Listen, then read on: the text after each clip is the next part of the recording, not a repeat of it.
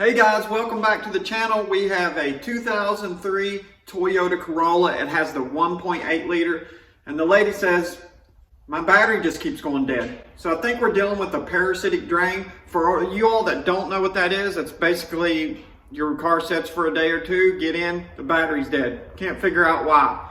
Usually somebody's left something on. I don't know, but we're gonna do a battery alternator test real quick.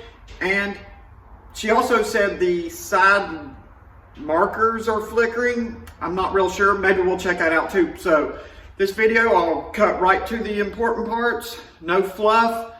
That way we'll get right to it. Well, I was sitting there pulling on this and this just come loose. This could be the problem. Let me tighten this back up and we'll retest. Okay, so the first thing I want to do is just check the charging system. I've already fixed those wires. I'm not sure if that's what it was, but they fell off, so I had to put them back. So I hope we didn't miss our opportunity to see if that was the problem. But anyway, let me show you the setup I got. I'm taking an amp reading and a voltage reading on the alternator and the battery. So I got my amp clamp hooked up to the alternator wire, that's the charging wire, and my battery hooked up to the pico scope. That's the positive of channel A and the negative. And as you can see, this is the amp reading, and we are roughly hovering around, I'm gonna say around 35 amps. And our voltage is setting at about, on our battery, 13.69. That seems normal to me. So we're gonna go on and see why else this thing could be draining the battery. I'll probably just do a parasitic drain test. Okay, I pulled up the service information. So with a load and the lights was on, we were supposed to draw about 30 amps or more. We had about 35, so we're good to go. The alternator is doing great. To do a parasitic drain test, I gotta take off this negative cable and hook an amp meter up in series. And I try not to disconnect everything. It's really hard to do. I'll film that so that you can see how I do that. If you got a meter like this or one similar, you just put it on amps, DC, and the little dotted line means DC, and you switch this over to the A, just leave the middle one in the common. And so essentially what you have is a solid wire here. These are connected, these two wires are connected together. This is just one big wire. So basically what I'm saying is it's gonna read the amperage going through these wires. So if you use to hook this up to battery voltage now, it would blow a fuse on the inside. You always have to disconnect it right here. So you really wanna just try and keep these connected. It's almost impossible sometimes. Maybe I did it. Oh, no I didn't. Oh well, so there we go. So we're running a continuous loop. Let me get you at a better visual angle. Continuous loop through from here to here, and that's reading the amperage. Right now we have no drain at all. I'll bring you back in a little bit and we'll see.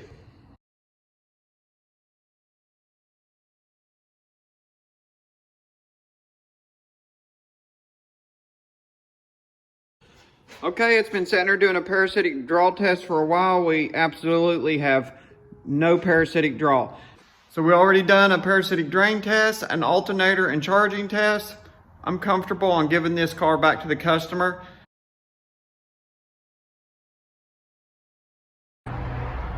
Okay, just when I thought we were done with this video, I called the customer and I talked to her a little bit more, and she said something very interesting. So I still think we got a problem here.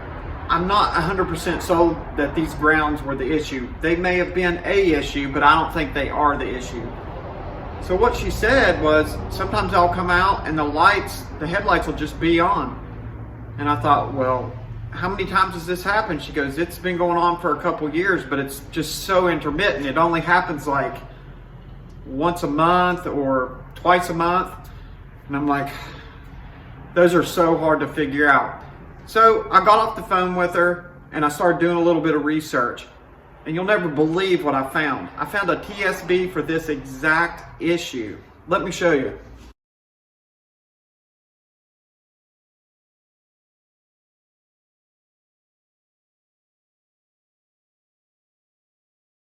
So if you read here, this is the 2003 Toyota, and it says some customers may complain that the headlights turn on with the switch in the off position while vehicles in park.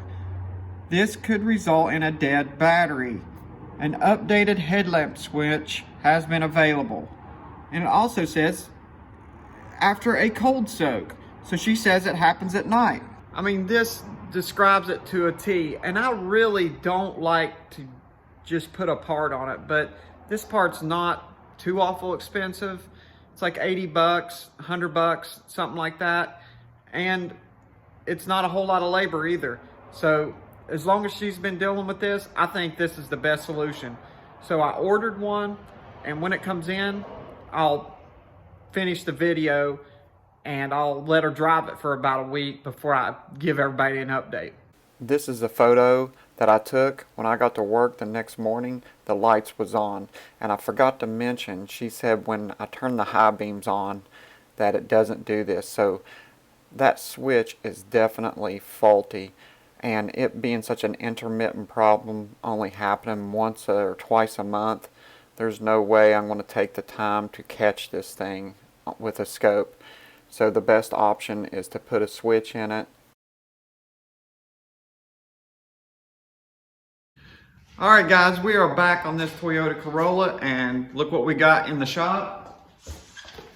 A new switch, headlight switch / dimmer switch. So we're going to install it real quick, and I'll show you the directions on how to do that if you're having this problem. And I'm going to leave the car here for a few days just to make sure that the lights don't come on again. Be straightforward. Remove steering column cover. Remove 3 screws and steering column cover. It looks like you might have to turn the steering wheel to gain access to these. Remove headlamp dimmer switch assembly. Disconnect the connector, release the claw, and pull out the headlamp dimmer switch. So removing headlamp dimmer switch assembly. Looks like there's some kind of claw mechanism there, and then it looks like you just pull it straight out. Let's do it. Okay, it looks like there's a screw right there, and then there's a screw right there, and then there's one right down here.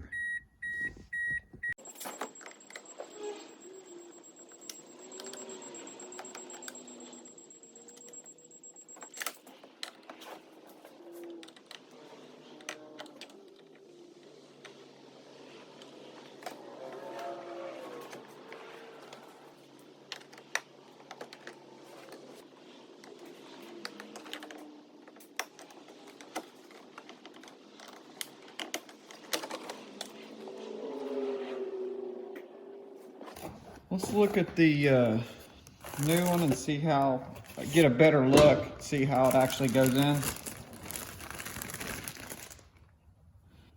Looks like it just clips up in there. There's a plug-in on the bottom. It looks like there's a clip there. Like it just comes straight out is what it looks like.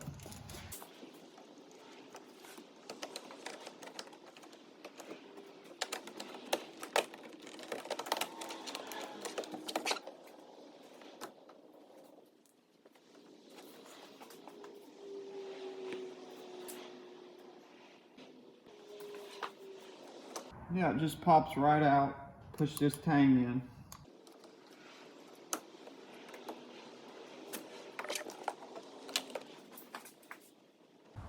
I'm not going to film it going back together. You just pop it back together and put your 3 screws in, plug it in.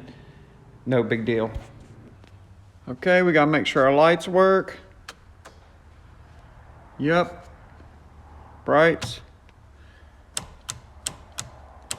Signals. All right, they all work. All right, fellas, that's it. I put the switch in. I'm gonna leave it set here for a couple days, make sure the battery don't go dead. She said when I turn the brights on, it never comes on in the middle of the night. So I'm gonna make sure the brights are off. I'm gonna set it out there, let it set a couple days, and see if anything happens, I'll bring you back. But gotta go, my phone's ringing. Like, subscribe, see y'all later.